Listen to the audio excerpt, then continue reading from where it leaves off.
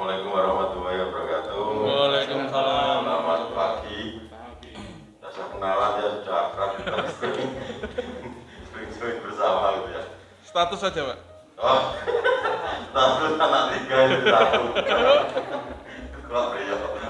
Ya, untuk pagi ini kita belajar bersama, termasuk di saya, kita belajar bersama mengenai yang pertama informasi teknologi CBX 150, dan yang kedua nanti mengenai milar ya, perbedaan CBX 150 dengan CB 150R. Nanti kita belajar mengenai outline garis besarnya seperti apa, engine-nya kayak apa, sistem PCFX-nya, frame-nya, elektriknya. Kalau saya spesifik, saya nggak ajarin ya, ini untuk mekanik saya soalnya.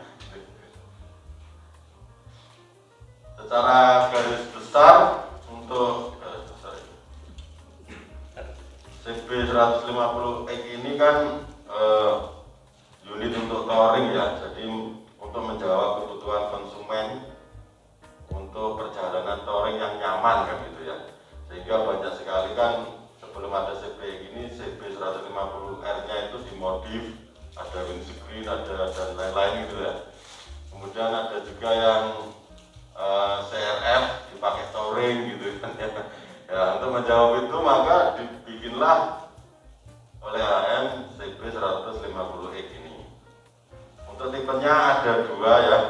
Yang pertama SE Special Edition sama yang standar.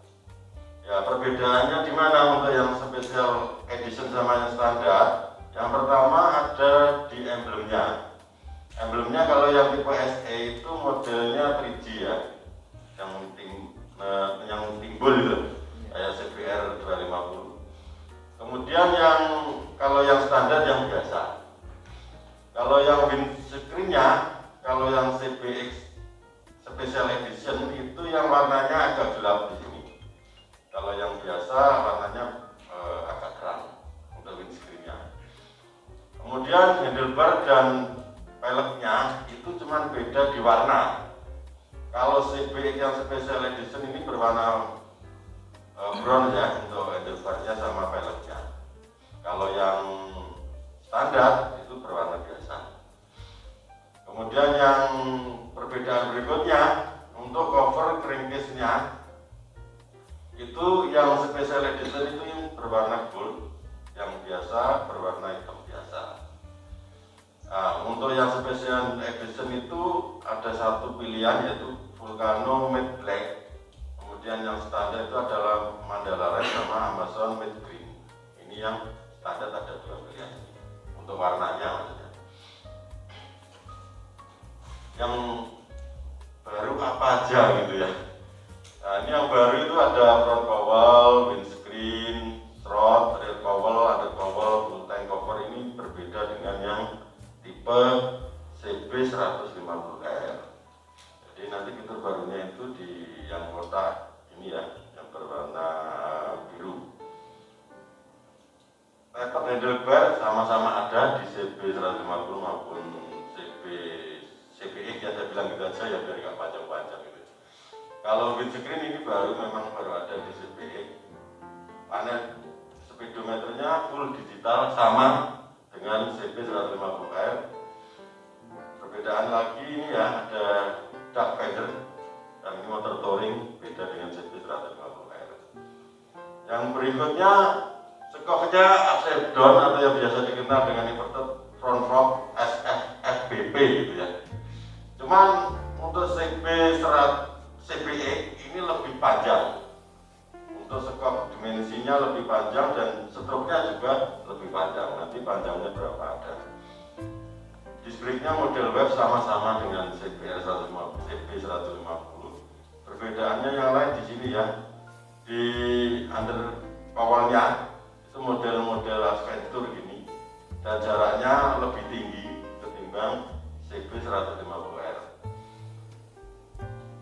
Disc brake belakang juga sama modelnya, model web ya, untuk pendinginannya biar lebih sempurna. Kemudian rear suspensinya sama-sama tipenya Prolink, tapi dimensinya lebih panjang dan pegasnya juga lebih gede gitu ya. Ini Ini ada tambahan high handlebar racer di sini, berbeda lebih tinggi ketimbang yang CB 150. Ini garis besarnya. Nah ini untuk ini yang baru saya agak kurang familiar. Nah ini spesifikasinya kurang lebihnya. Nanti ini untuk yang CBX ya. Nanti kalau di A9 kita ada perbedaan-perbedaan untuk dimensi terutama ya. Dimensinya ada perbedaan. Kalau engine sama persis engine-nya. Perbedaannya itu lebih ke frame dan elektrik. Nah ini untuk yang khusus CB 150X. Nanti di A9 kita jelaskan lebih detail. Kita lanjutkan. Untuk engine sekali lagi sama dengan CB 150R. Mesin 150 DOHC, single cylinder 6 speed, liquid coolant, menghasilkan performa yang berlimpah, akselerasi yang cepat, dan tentunya efisiensi bahan bakar dan memenuhi standar Euro 3. Tenaganya lebih maksimal karena ada perubahan settingan di ECU-nya, terutama untuk putaran bawah ke menengah. Untuk sistem PJMFN-nya kurang lebih sama, lokasinya juga sama, cuma perbedaan tempat aja ya. Lokasinya sama, cuma panjang kabelnya yang berbeda maksudnya. Kalau sensor-sensornya semuanya sama, lokasinya sama, throttle bore-nya juga sama, 30 mm. Sensor-sensornya juga sama yang dimiliki dengan CB 150R. Ada MAP, CT, TP, IAT, IACP gitu ya. Artinya kalau ada IACP ya nggak bisa disetting RPM-nya gitu ya, udah otomatis gitu. Ada Bang Angel sensor, kalau jatuh nanti mesinnya mati sendiri gitu ya. Kita yang lebih utama di frame banyak sekali perbedaan ya. Yang pertama untuk frame tipenya tadi sudah saya jelaskan adalah suspensinya inverted telephone switch atau upside down ya, sama dengan yang model lama, cuma perbedaannya sini panjangnya lebih panjang 30 mm dibandingkan dengan model yang CB 150. Otomatis kalau panjangnya lebih panjang, stroke-nya juga lebih panjang 150 mm ya, dari model yang lama atau yang 150 gitu ya. Lebih 30 mm maksudnya ya dari model sebelumnya. Ini perbedaannya. Karena kan kesannya untuk motor touring gitu ya. Konstruksinya sama ya modelnya. Spare version of piston. Ini harus susah dengan motor bahasa Inggris. Ini sudah dijelaskan kemarin ya di CB 150R, sama, cuma berbeda di ketinggiannya tadi aja. Untuk yang sekop belakangnya, rear customer-nya, tipenya sama-sama Prolink, cuman panjangnya berbeda. 324 mm panjangnya, artinya lebih panjang 25 mm dibandingkan dengan model CB 150R. Otomatis stroke-nya juga lebih panjang berapa? 60 mm. Kalau panjangnya 60 mm artinya lebih panjang 10 mm dibandingkan dengan model CB 150R yang lama. Nah ini untuk sekop belakangnya atau rear cast-nya, yang memberikan kinerja yang lebih optimal dalam meredam getarannya, jadi lebih panjang gitu ya, dan lebih lebar nanti ada. Untuk diameter disc brake-nya ini sama ya dengan model sebelumnya ya, baik depan atau belakang. Kalau yang depan itu 276 mm, kalau yang belakang 220 mm, ketebalannya 4 mm. Modelnya model wave, jadi dia lebih, sehingga pelepasan panasnya menjadi lebih baik ya, sehingga daya pengeremannya menjadi lebih maksimal. Nah ini yang baru, yaitu ada pernapasan tutup pengisian bahan bakar. Nah, intinya itu perbedaan tekanan lah, maksudnya kan di dalam tangki dengan di luar itu kan pasti terjadi perbedaan tekanan kan gitu ya. Nah ini kalau yang untuk CB 150 ini dilengkapi dengan adanya katup positif dan katup negatif. Kalau di tangki itu harus lebih tinggi itu kan susah turun ya, apa itu bahan bakarnya ya, apalagi kurang itu. Bahkan kalau di model-model lama kayak karburator itu loh, kalau tutup tangki kita buntu itu kan nggak mau ngalir kan gitu ya, bahan bakarnya agak susah mengalir ya. Nah ini juga sama, walaupun dia pakai pompa, kalau sedotannya lebih kuat itu kan kinerja pompanya juga menjadi lebih kuat juga ya bekerjanya gitu. Makanya dilengkapi dengan adanya katup tekanan positif. Ini adalah digunakan untuk melepas tekanan akibat uap bahan bakar di dalam tangki. Jadi untuk menjaga tekanan di luar dengan tekanan di dalam tangki itu sama, sehingga pompa itu bekerjanya tidak sekeras gitu loh, lebih optimal maksudnya. Kemudian ada tekanan katup negatif ini untuk memasukkan udara luar ke dalam tangki. Kalau tekanan di dalamnya itu kurang, dimasukkan udara dari luar gitu. Intinya ini. Kedua katup ini berguna untuk menyamakan tekanan di dalam tangki dengan di luar tangki, sehingga performa untuk kinerja daripada pompanya menjadi lebih maksimal. Untuk taper handlebar-nya, model ini dilengkapi menggunakan handlebar dan handlebar yang lebih tinggi dibanding dengan tipe 150 yang lama ya, sehingga memberikan apa, kesan adventure big bag gitu kan, gagah gitu ya, maksudnya lebih tinggi itu, dan big look dan sesuai dengan karakteristik untuk berkendara secara touring gitu ya. Dengan diameter yang lebih besar di bagian tengah membuat handlebar lebih rigid atau lebih kuat. Jadi bagian tengahnya sini itu lebih besar, sehingga setirnya ini menjadi lebih kuat maksudnya. Ininya lebih tinggi nanti dibandingkan dengan model yang lama untuk handle desain barnya. Nah yang berikutnya, karena ini motor touring, maka model ini dilengkapi dengan duck pedal yang seperti ini untuk menunjang pemakaian pada karakteristik motor adventure touring yang berfungsi untuk menepis air dan kotoran yang menerjang agar tidak sampai ke lampu atau bahkan ke ridernya gitu ya. Serta juga dilengkapi dengan adventure style standard cowl untuk melindungi part-part engine yang ada di sini. Nah, ini kalau kita air apa itu komponen yang ada di sini itu terhalang oleh namanya ini standard cowl ini.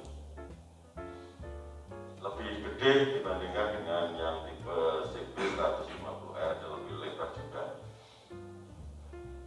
Tentunya dilengkapi dengan windscreen.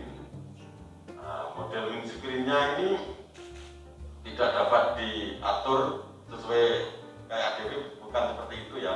Jadi dia paten, tidak bisa ditinggiin, direndahin. Dengan tinggi 360 mm dan lebar 255 mm untuk menunjang pemakaian pada kondisi touring, berfungsi menepis angin atau kotoran di jalan agar tidak mengenai si pengendara, sehingga pengendaraan terasa lebih nyaman. Ini untuk ukuran windscreen-nya dan nggak bisa di style. Kemudian untuk elektrik, panel digitalnya sama ya dengan CB 150R, semua sudah digital panel, ada tampilan jam sama persis ya, odometer, trip A, trip B, jarak tempuh bahan bakar, konsumsi rata-rata A untuk yang di A, untuk yang di B sama persis dengan CB 150R. Juga sama ya, ini nanti kalau di sini gede-gede berarti bensinnya tinggal 1,76 liter gitu. Kalau dia di posisi E ya, yang gede-gede. Indikator overhead juga sama, dilengkapi juga, semuanya sama kalau di sini. Tidak ada perbedaan. Pula ini sudah ada indikator lampu jarak jauh, tombol set, lampu lamset.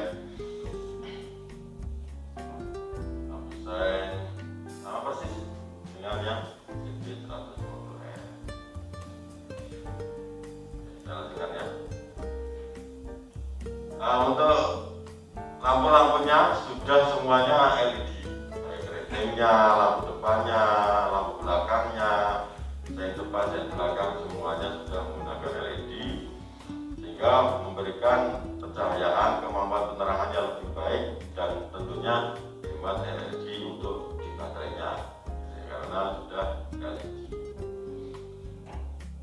Servis tip ini saya nggak jelaskan ya, ini karena untuk mekanik, cuman mungkin ini perawatan ini butuh kalau ada beli ya. Kalau saluran bahan bakar itu kalau diperiksa itu tiap ini bulan yang ini ya, yang atas ini kilometer 6 bulan itu wajib diperiksa saluran bahan bakar. Kalau B itu nanti dibersihkan, kalau B itu diganti.